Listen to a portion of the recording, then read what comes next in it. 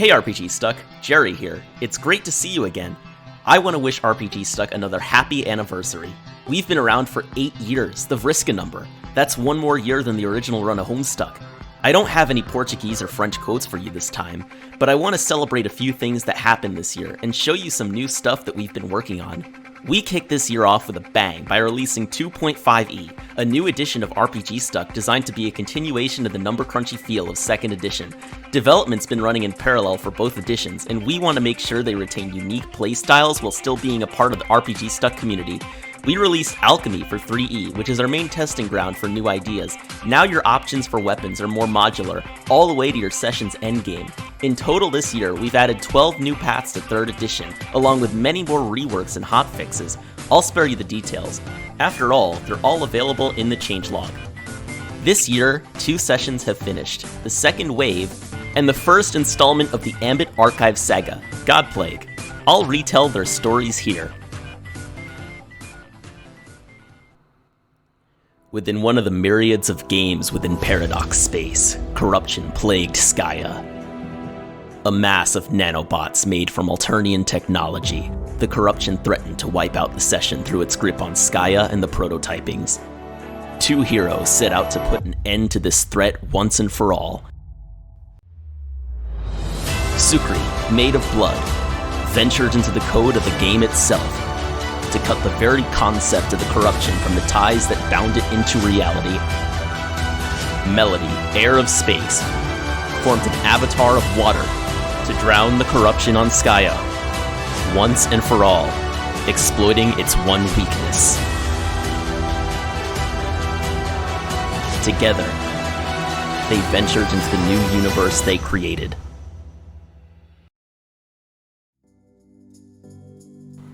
The Ambit archives record the tale of 3 veterans sent into an anomalous session to neutralize it at all costs. The void and doom emanating from the sessions in Siposphere drew the Oracle Network's eye, and soon it became all too clear that the Godplague within posed a greater threat than imagined.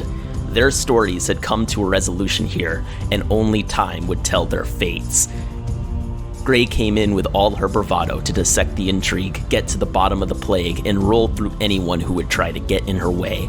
After working to rewrite the past and visit alternate timelines, it all led back to the Maid of Doom. When it was time, it all came to seize with a bang. A door closed and another opened. Doctor arrived, seeking to heal the session, working at great lengths to animate a cure, even giving life to Dursa's moon itself to avoid a collision catastrophe. The maid's dream self was neutralized, an ultimate sacrifice to save the cure for the session, and Kelni the priest, the carrier of memories and of her people, the Velkin. Her void led her to drift the session obscured, set out to heal what had been lost to oblivion, subduing with whispers and words an Alternian rival keen to perpetuate death, and bringing peace to the legacy of the fallen.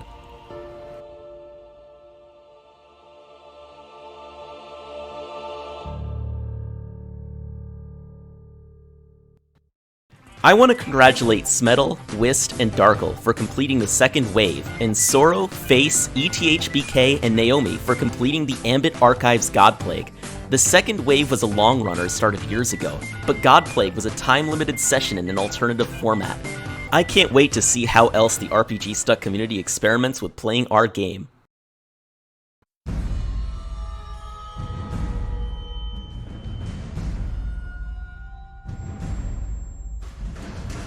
On September 26th, 2019, Merc made an offhand comment he'd grow to regret.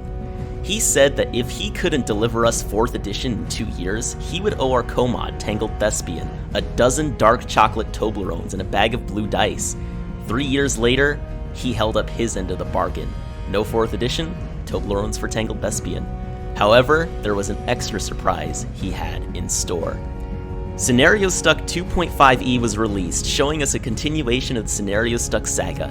In this timeline, Daniel Theodorus, King of the Thronebound, along with his close advisors Cassandra Anderson and Stephen Akiyama, or Steve, have conquered their Siposphere, crushing various consort and Carapacian rebellions, and seek to control all of Paradox space in order to drive back the threats of the Alternians, the single-minded expansionist troll empire, and the Bloodbrine hierarchy, a group of horror terrors seeking to reclaim their former glory from before their great slaughter. We've been running RPGStuck 2.5e live publicly, and people have been reacting to it in and out of character. It's been a blast so far, following the adventures of your mother, yes, that's her name, as she explores a strange new world she found herself in, met mysterious allies, and gathered an army organized enough to strike at the heart of the Thronebound's operations, the Abaton. I'd like to thank ETHBK, Fight Me, Galileo, Lunar, Lore Visionaire, Reynard, Smedl, and Undead for playing and running these modules for the public. We're currently on scene 6 out of 7, and we have one more scene to go. Stay tuned for the thrilling conclusion of this adventure. On to the new stuff. Here's a surprise you've been waiting for. We're dropping the second part of a 2-part update to both 3E and 2.5e. I included the paths released in the first part when I said we'd release 12 new paths this year, but we have a lot more to show you, even more than hotfixes. First, we revamped fray motifs. Again. Our prior approach to RPGStuck's mechanics has been to give people the maximal amount of tools they could ever want in order to make a system that's customizable to your session's needs. That's why the first version of fray motifs was this massive toolbox that designs pre-balanced powers with a point spending system. It's great for experienced SMs, but not so much for new people who just want to hop in.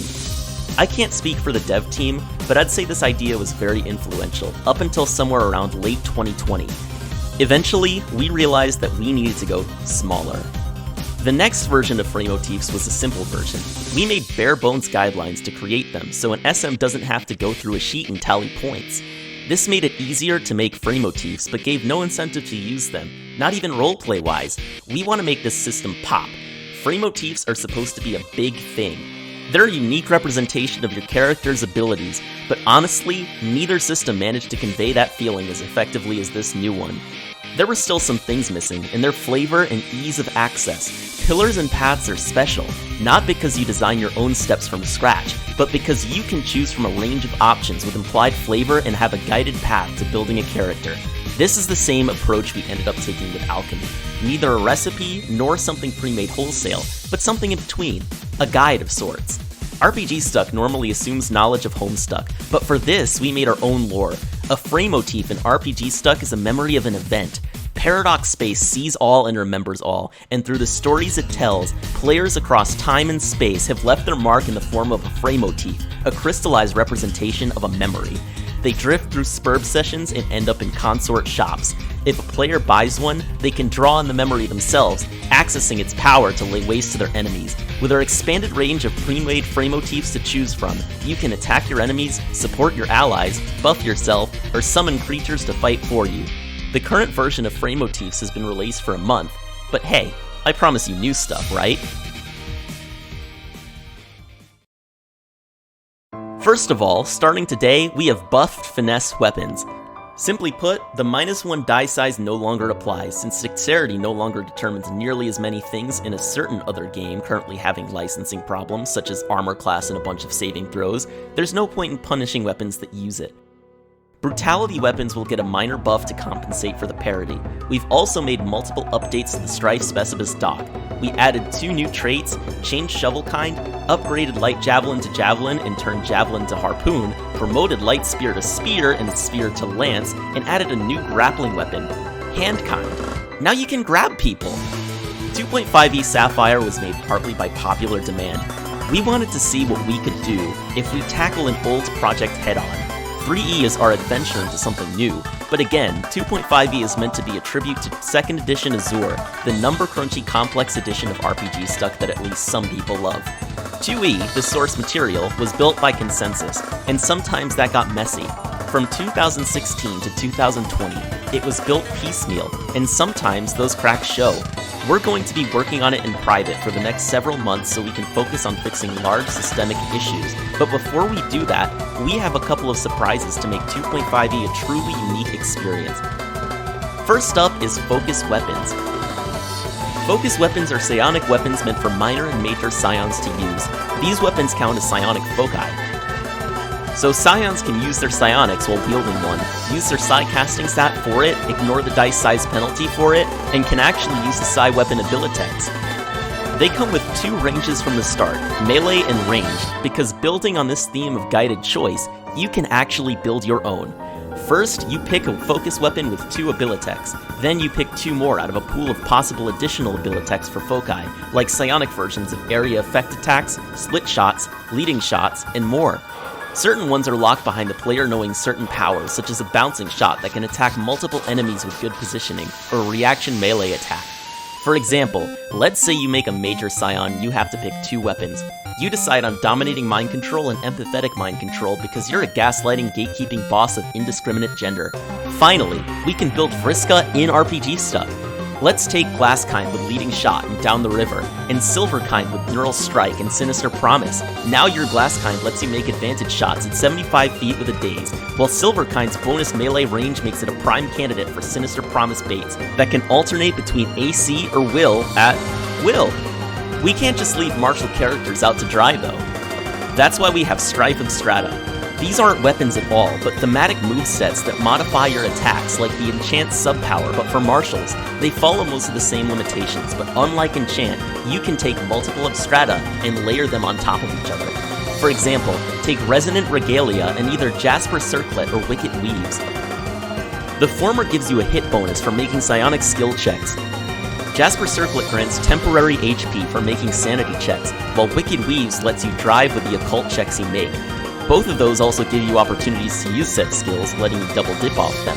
Then you take Battle Standard for another drive bonus, then you take Drive Through for another drive bonus, and, well, Merc wrote this part, you can blame him.